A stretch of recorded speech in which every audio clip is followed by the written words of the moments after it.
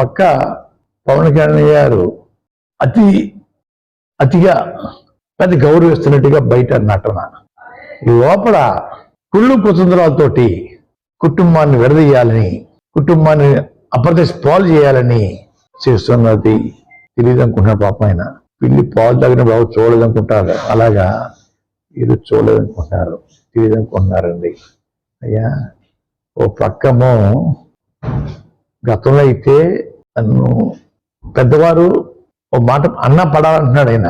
అసలు నేను ఎప్పుడూ మీ టాపిక్ తేలేదే, మీ అన్నగారిది కానీ మీది కానీ ఎప్పుడు టాపిక్ తేలేదే.